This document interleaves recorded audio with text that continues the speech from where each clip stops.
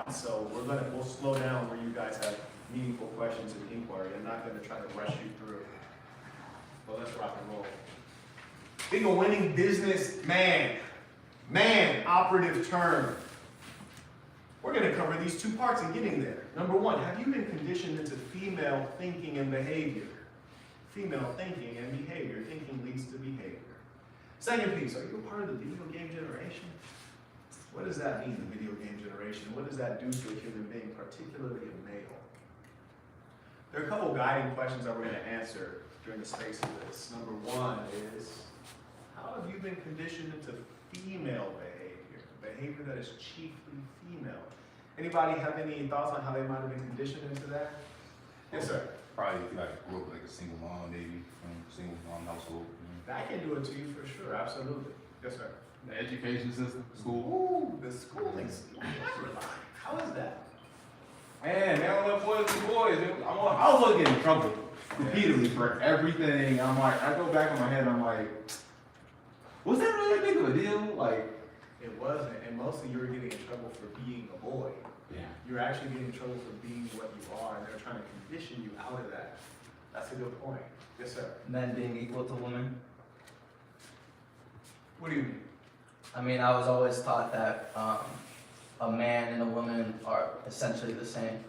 Like, we're completely equal on all fronts, and that's not true. That's not true. And per tradition, let's make sure that we say our name and then our comments so everyone can learn everyone's name. Daniel. So I think I would be conditioned to think like a female. Thinking we have to express every emotion that is, we have in our mind. Like it's important to say everything. Right, yes. Justice, the media, like TV and commercials and whatnot. Like what exactly? Like you might see some TV shows that don't show the best like representation of a man. Agreed. right. Can someone read this top question for us? Who has that one? Talk to me. My name is John Jacob. Yes, sir. Why are women obsessed with equality/fairness? You guys ever notice that? And they always like they just as you say like we're equal and I want everything to be fair. When it comes to them, like when it's in their favor, they want everything to be equal. So Yeah. it's a lot of manipulation and gaslighting. Yeah, they want to approximate equality and fairness as much as they can, especially if it's a situation where they feel like they're down here, they want to get brought up so they can be equal and fair, even if it's not true. We're gonna talk. Anybody ever heard this term, diversity and inclusion? Yeah. Somebody raise their hand and tell me where they heard this at. Now, where'd you hear it at? Pretty much everywhere in the Bay Area. Exactly. Whether you go Anytime you live in San Francisco, Bay Area. And equity, where'd you hear this term? I'm a musician, so a lot of in the art space. So a lot of people talk about this. A lot of liberal folks there. Yes, indeed. What's equity? And nobody, who knows? I don't know. I ain't come here to teach what, I don't know what that is. That's the problem. Nobody knows. I don't know, they don't know.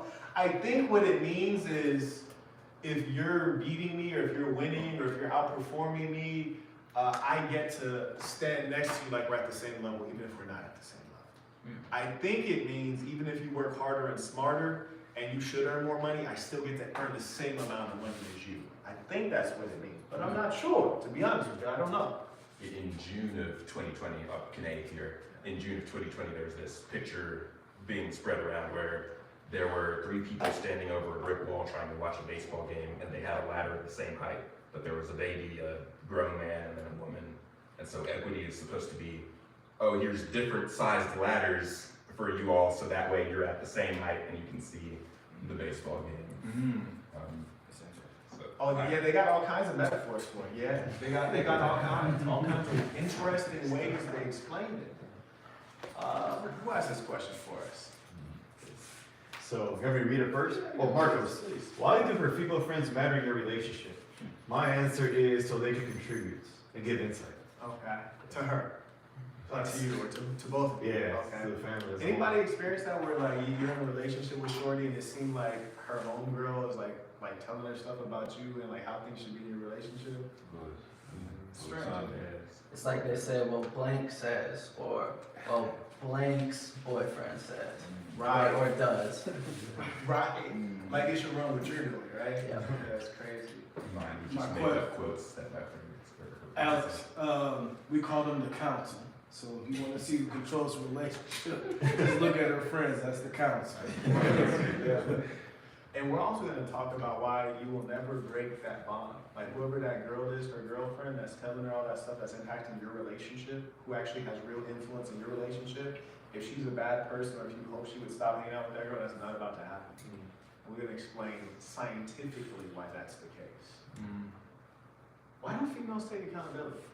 Anyone have a sense of that?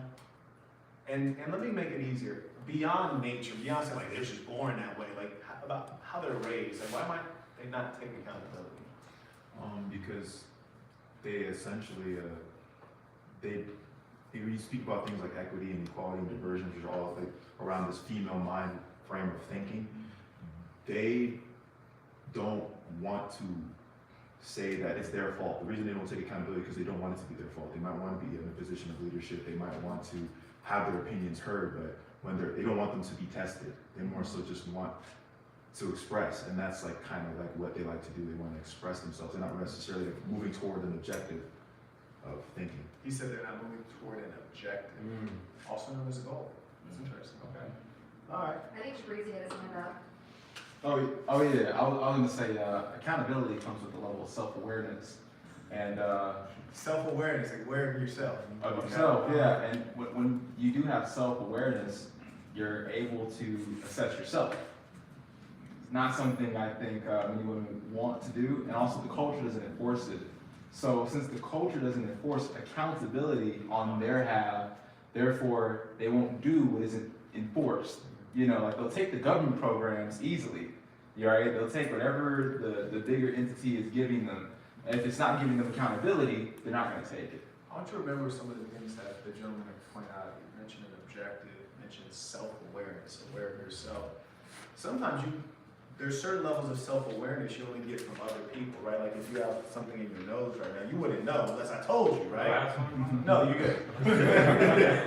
But you'd have to ask me, right? I have to just voluntarily tell you for you to be self-aware of that. So self-awareness comes from external feedback, right? So we're going to get into the scientific and sociological reasons as to why women have less self-awareness. It's very meaningful. Now I'm going to read this one to you because this one's messed up. Make us all look stupid. How have men allowed themselves to become victims in societies that we created? It doesn't even matter which man you are. You be Mexican man, white man, black man, Asian man. They're getting us all.